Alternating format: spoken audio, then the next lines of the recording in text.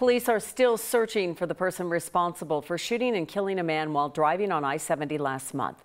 It happened near the Northfield, Quebec exit. Kevin Piakowski was killed. An off-duty nurse tried to save his life. She told 9 News reporter Jaleesa Irizarry that night continues to haunt her. No matter how many times it's taken, the same road can bring a different journey. Really heartbreaking to look at. Tessa Riemann Bryan learned that the hard way. It's just like reliving it all over again every single day when it's so fresh and so real. Last month, Tessa and her boyfriend Ben were driving on I-70 when they found a car crash.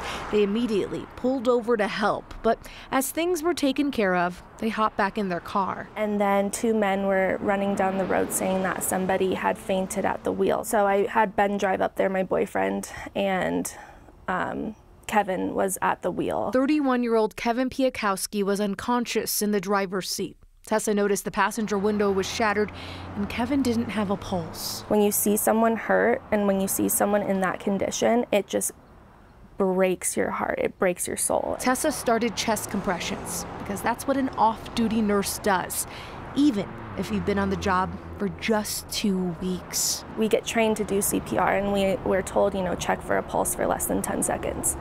And for someone that's never done CPR on a real human, it was just really surreal to feel it. I couldn't feel it. Police say Kevin was shot through the passenger side window.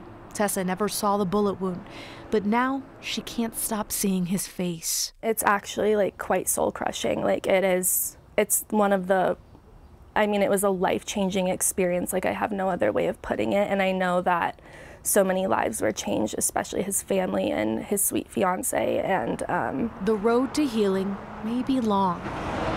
Tessa just hopes the journey comes with a little closure. It would mean everything if this person was caught. This is just Jaleesa Irizarry. No one deserved that, so. 9 News. As of this afternoon, Denver police say no arrests have been made. They're encouraging anyone with any information about this to contact Crime Stoppers. And this afternoon, Attorney General Merrick Garland spoke. He said that the Department of Justice filed a motion to unseal the search warrant and property receipt from Monday's search of Mar-a-Lago. Sources say it was one of many searches that have taken place at former President Donald Trump's Florida residence. One of those was conducted by the National Archives, which said it retrieved 15 boxes of materials in January that Trump improperly took there from the White House.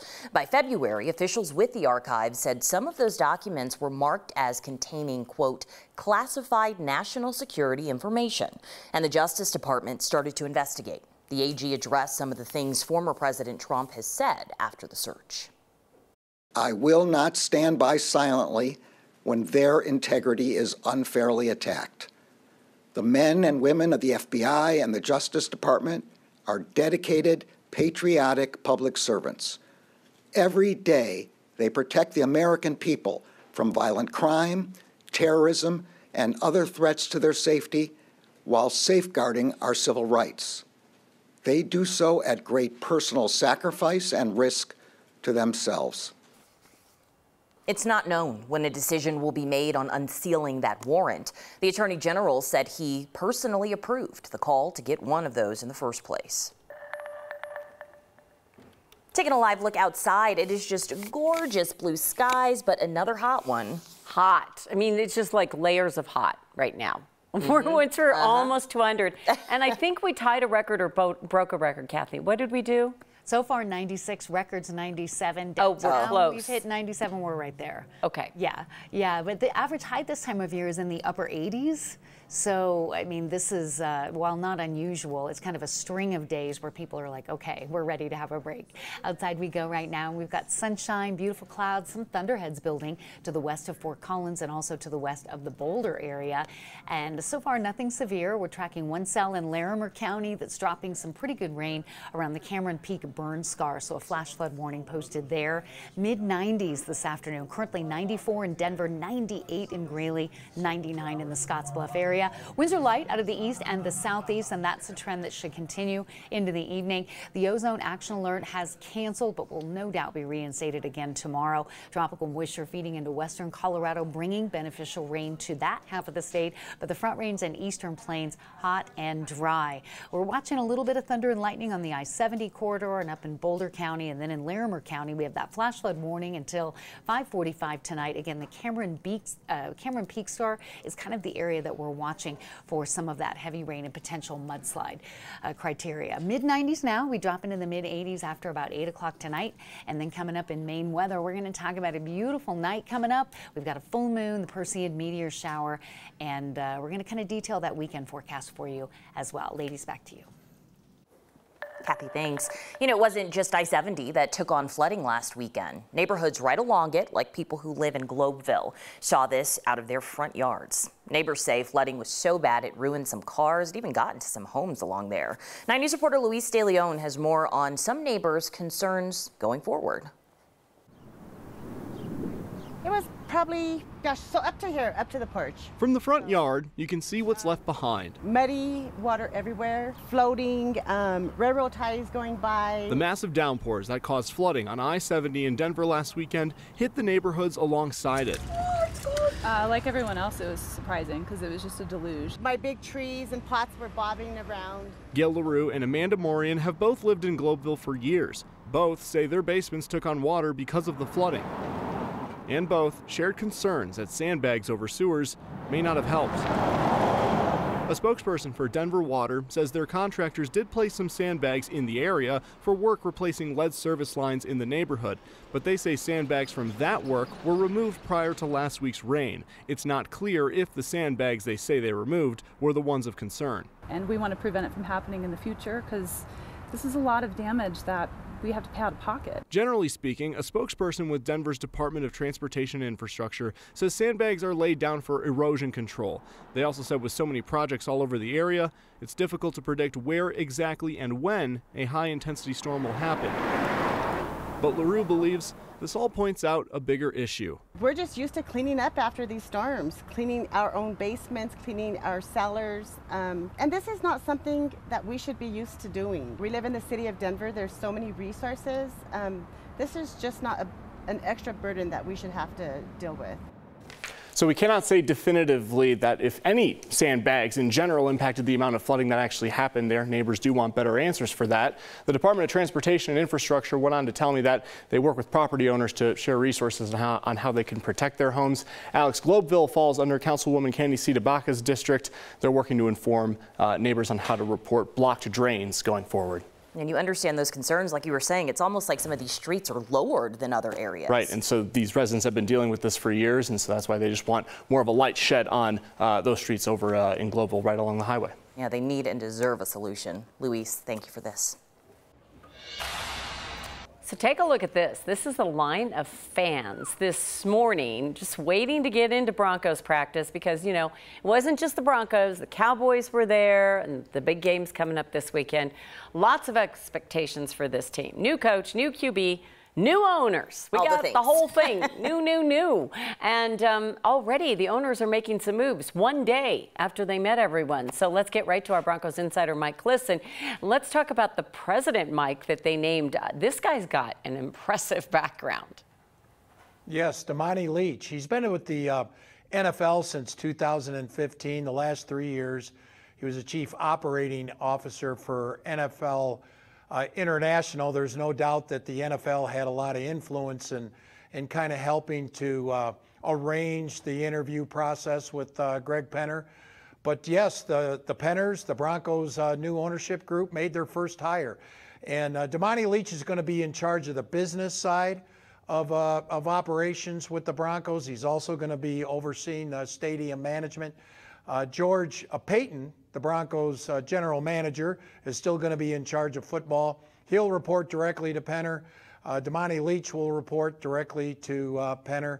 And so kind of it's the way the structure used to be back in the early days with Pat Bowlen, where Joe Ellis was the president, Mike Shanahan in charge of football operations. And they've kind of reverted back to that structure. Well, let's talk about the nitty-gritty. I think what everybody wants to know. It sounds like Russell and the offense are looking pretty good. They had a great day today. It wasn't perfect. They had a tough time blocking Micah Parsons, the great edge rusher of the Dallas Cowboys. There was one tip pass that was intercepted. But otherwise, Russell Wilson was just throwing dimes and darts all over the field today. His receivers were open.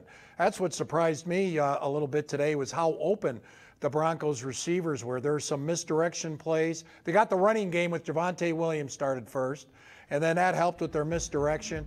Kendall Hinton was open. Sutton was open all day. Jeudy a couple times. Albert O, the tight end, he caught a couple nice passes, Eric Saubert. So they really moved the ball today, and even Russell Wilson himself said it was a great day for the Broncos offense. I know a lot of people were excited to see another team, but the players too, because they're kind of tired of just going up against each other, and things got a little feisty.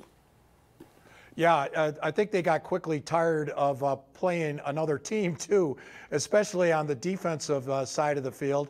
It was Dak Prescott and the Cowboys' #1 offense against Kareem Jackson and Pat Surtain and Justin Simmons and the #1 defense. And for a while there was a fight every other play. Malik Reed was involved with the first one. There was a real nasty fight where both sidelines kind of emptied and got to the middle of the field. Marquise Spencer was seen throwing some haymakers. Mike Purcell had grabbed a face mask, and Purcell was saying that they didn't like that the Broncos defensive line was getting into the backfield, and there were some ego checks. And Kareem Jackson, of all people, was playing peacemaker. He's usually an instigator. Today he had to be a peacemaker so they could get some work done. Oh my gosh. Well, the fans kind of liked it. A hockey game broke out there. Yeah. So, Mike, thank you so much. We know you have much more coming up on 9 News at 5. So moving on here to a new strategy to stretch supply of the monkeypox vaccine was approved this week, and it's going to allow for a much smaller dose to be given out. Yeah, way to stretch things out, right? Monkeypox cases continue to climb. The supplies, though, need to be stretched. An FDA emergency use authorization now allows for doses to be cut to 1/5 what they were, allowing for 5 doses out of a standard 1-dose vial. Is it going to provide enough protection? That's the question.